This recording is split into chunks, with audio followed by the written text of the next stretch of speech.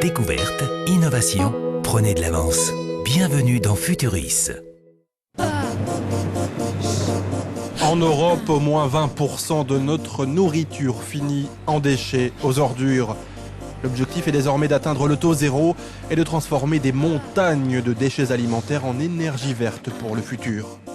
De nouvelles idées sont expérimentées à plus de 10 000 km du vieux continent.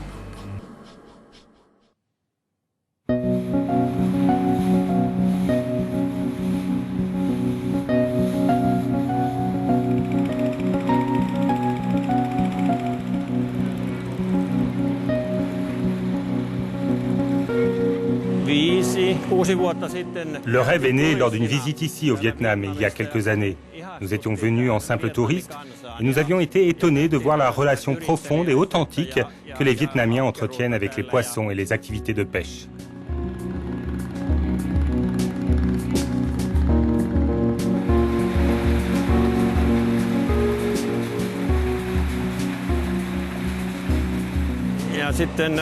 Et nous avons aussi réalisé que les Vietnamiens sont de véritables entrepreneurs, déterminés à travailler dur et qu'ils s'investissent beaucoup quand de nouveaux défis leur sont proposés.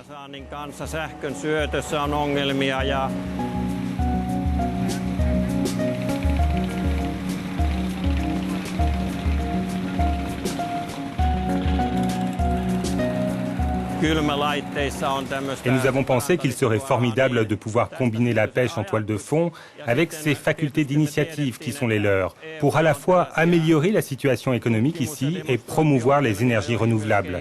Et voilà comment ce projet de recherche est né.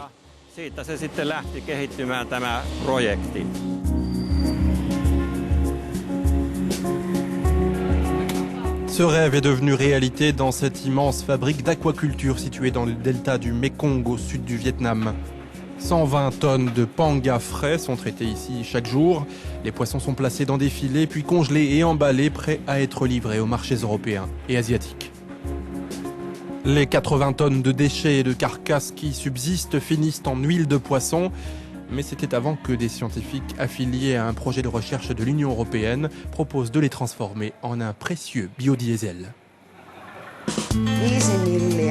Donc nous avons ici l'huile de poisson. J'ajoute ensuite du méthanol mélangé avec un catalyseur alcalin.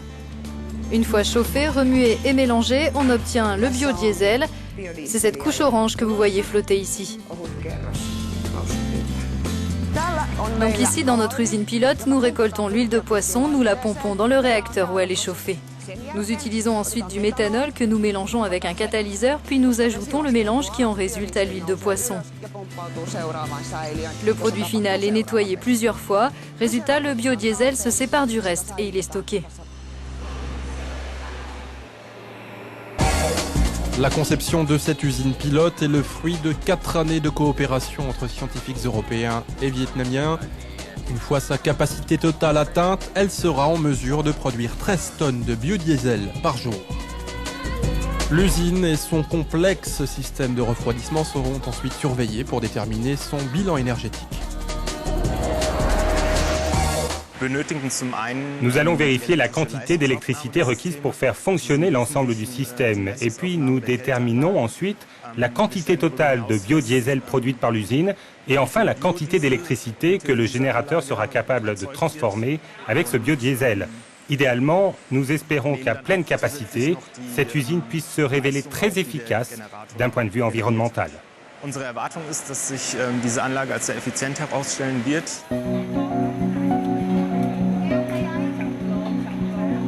Et le biodiesel obtenu ainsi pourrait permettre de générer jusqu'à 150 MWh à un rythme quotidien, assez pour fournir l'électricité nécessaire à l'usine de poissons et aussi, selon les chercheurs, à toute la communauté avoisinante qui dépend essentiellement des activités de pêche.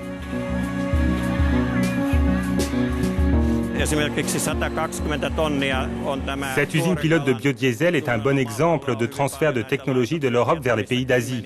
D'autres usines d'aquaculture ici au Vietnam ou dans d'autres pays comme la Malaisie, la Chine ou l'Indonésie auront peut-être elles aussi pour projet d'installer les mêmes générateurs verts dans un avenir proche.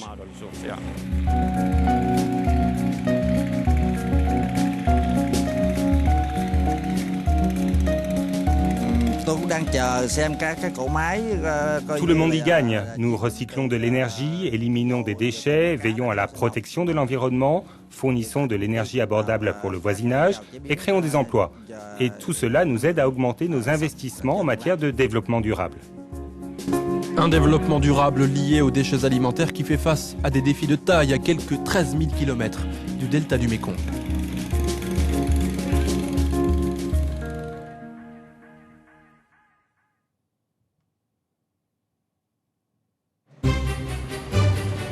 Cette usine en Angleterre transforme chaque jour environ 18 tonnes de déchets alimentaires en 2500 mètres cubes de biogaz, principalement du méthane qui est ensuite utilisé pour produire de l'énergie électrique. Le processus est appelé digestion anaérobie. Des éléments de déchets alimentaires sont décomposés par les micro-organismes en l'absence d'oxygène. Les gaz qui en résultent sont capturés, séparés et stockés.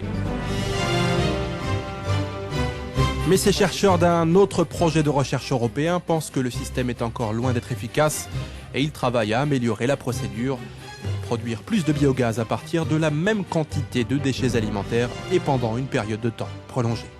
Quand nous avons démarré, on ne recyclait les déchets alimentaires qu'en un seul bloc, mais le bioréacteur ne parvenait pas à fonctionner de manière homogène.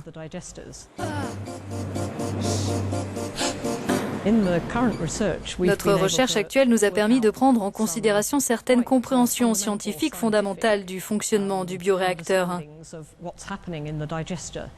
Nous savons quels groupes de micro-organismes sont actifs et leur fonctionnement métabolique dans le processus de décomposition des déchets alimentaires.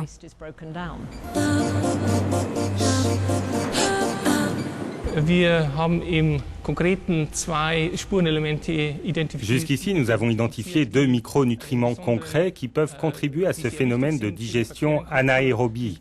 Ces 2 éléments sont le silicium et le cobalt. Nous avons incorporé de petites doses de chacun de ces éléments au bioréacteur.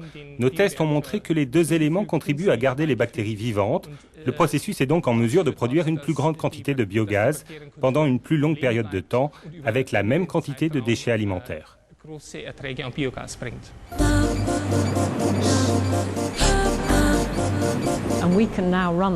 Et grâce à une meilleure compréhension du processus, il est maintenant possible de lancer des bioréacteurs, y compris dans des usines à échelle industrielle, avec un taux de chargement 2 ou 3 fois supérieur à celui utilisé en ce moment. Ce sont donc d'excellentes nouvelles pour les sociétés commerciales. Elles sont en mesure de stocker 2 ou 3 fois plus de déchets. Et en plus, elles perçoivent une rétribution pour recevoir des déchets alimentaires bons pour l'industrie. C'est un processus beaucoup plus efficace. Et puis les dirigeants de l'usine ont la conscience tranquille, sachant qu'elle est désormais stable avec une exploitation optimale.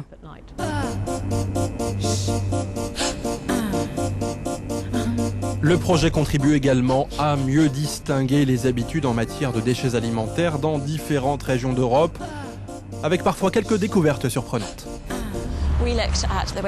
Nous avons en quelque sorte répertorié les déchets en procédant à un simple tri. Nous avons découvert que dans le secteur proche de l'usine, 50% des déchets ménagers sont d'origine végétale, comme par exemple des épluchures de fruits frais. Et qu'environ 12% de ces déchets sont des fruits et légumes frais non consommés. Et l'une des autres observations les plus surprenantes a été de voir que 10% des déchets qui finissent dans notre usine ici sont des sachets de thé de la région. Des données significatives qui devraient permettre d'améliorer les bioréacteurs existants et les rendre plus adaptés aux habitudes de chaque région européenne en matière de déchets alimentaires.